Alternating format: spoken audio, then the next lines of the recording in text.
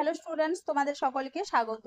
আজকে তোমাদের দ্বিতীয় পর্যায়ক্রমিক মূল্যায়ন 2026 ক্লাস 9 এর রায়ো মার্টিন প্রশ্ন বিচিত্রার জীবন বিজ্ঞানের মডেল সেট 8 করে দেখাবো। তো চলো শুরু করা যাক। তার আগে বলে দিই, তোমরা যদি চ্যানেলে নতুন হয়ে থাকো চ্যানেলটিকে অবশ্যই সাবস্ক্রাইব করে দিবে।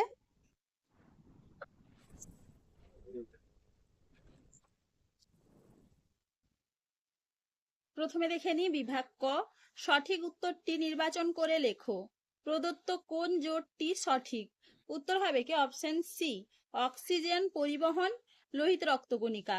পরের প্রশ্ন কি আছে? গবলেট কোষ দেখা যায় অপশন সি আন্তরিক গ্রন্থিতে। পরের প্রশ্ন কি আছে? কোন ডাব্লিউবিসি অ্যালার্জি প্রতিরোধে অংশগ্রহণ করে? উত্তর হবে কি ইওসিনোফিল, অপশন সি। পরের প্রশ্ন কি আছে? বৃক্কীয় নালিকার কোন অংশে হরমোনের নিয়ন্ত্রণে জলের পূর্ণবিশোষণ হয়? উত্তর হবে কি অপশন বি দূরবর্তী সংবর্ত নালিকা। পরের প্রশ্ন কি আছে? হেপাটিক পোর্টাল সংবহন যে দুটি অঙ্গের মধ্যে অবস্থিত তা হলো অপশন বি যকৃৎ হৃৎপিণ্ড। এবার দেখে নি বিভাগ খ। নির্দেশ অনুসারে নিচের প্রশ্নগুলির উত্তর দাও। 2 এ শূন্যস্থান পূরণ করো। হিমোলিম্ফ প্লাজমা ও ড্যাশ নামক রক্তকোষ নিয়ে গঠিত। উত্তর হবে কি হিমোসাইট। পরের প্রশ্নে কি আছে? করোনারি সাইনাস ও ডান অলিন্দের সংযোগস্থলে ড্যাশ কপাটিকা থাকে। উত্তর হবে কি থিবেসিয়ান কপাটিকা। পরের প্রশ্ন কি আছে? হাঁপানির ওষুধ তৈরিতে ড্যাশ উপক্ষার ব্যবহৃত হয়। উত্তর হবে কি ডাটুরিন। এবারে দেখে নি 2 বি। একটি শব্দে বা একটি বাক্যে উত্তর দাও। প্রথমে আছে কি বিষদৃশ্য বেছে লেখো।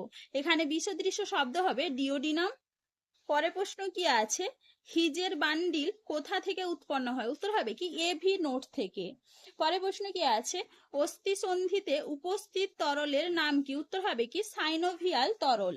পরে প্রশ্ন কি আছে? সম্পর্ক নির্ণয় করো। রবার সিস্টোলিক ওল ড্যাশ। উত্তর হবে কি গ্রাফাইট। এবার দেখে নি 2 সি। সত্য বা মিথ্যা নিরূপণ করো। সক্রিয় পরিবহন ঘনত্বের নতিমাত্রার বিপরীত দিকে ঘটে, এটা হবে সত্য। পরে প্রশ্ন কি আছে? ভ্রূণ অবস্থায় আরবিসি উৎপন্ন হয় যকৃৎ থেকে, এটা হবে সত্য। পরে প্রশ্ন কি আছে? প্রশ্বাস ক্রিয়ার সময় ডায়াফ্রাম সংকুচিত হয়, এটা হবে সত্য।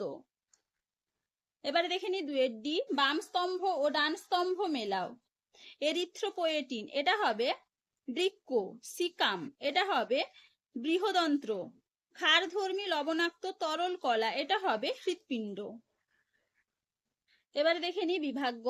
যে কোনো 5টি প্রশ্নের উত্তর দাও। প্রদত্ত বিষয়ের ওপর ভিত্তি করে শিরা ও ধমনীর দুটি পার্থক্য লেখো। দেখে নাও উত্তরটা তোমরা। বিষয় ছিল উৎপত্তি স্থল এবং কপাটিকা। দেখে নাও এই দুটোর উত্তর।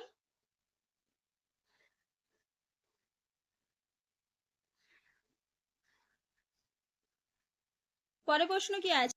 প্রাণীদেহে রেচনের প্রয়োজনীয়তা লেখো। দেখে নাও উত্তরটা তোমরা এখান থেকে এইটুকু লিখবে।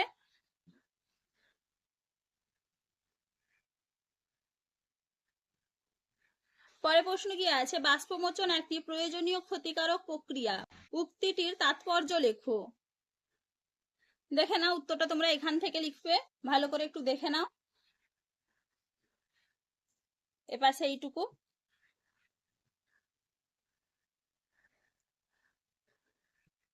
পরে প্রশ্ন কি আছে? ত্রুটিপূর্ণ রক্ত সঞ্চারণের ফলাফল লেখো। দেখে নাও উত্তরটা তোমরা এখান থেকে এইটুকু লিখবে। ভালো করে একটু দেখে নাও। পরে প্রশ্ন কি আছে? কোনো ব্যক্তি যদি অতিরিক্ত ধূমপান করেন তবে তার দেহে কিরূপ প্রভাব পড়তে পারে? দেখে নাও উত্তরটা তোমরা এখান থেকে লিখবে। এপাশে দেখে নাও, এটা পুরোটা লিখবে। এইটুকু।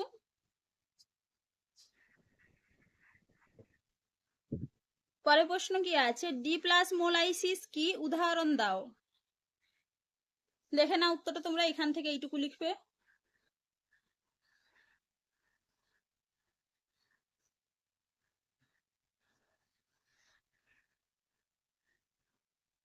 পরে প্রশ্ন কি আছে? উদ্ভিদের জল শোষণের অন্তঃঅভিস্রবণ প্রক্রিয়ার গুরুত্ব লেখো। দেখে নাও উত্তরটা তোমরা এখান থেকে লিখবে। ভালো করে একটু দেখে নাও। এইটুকু।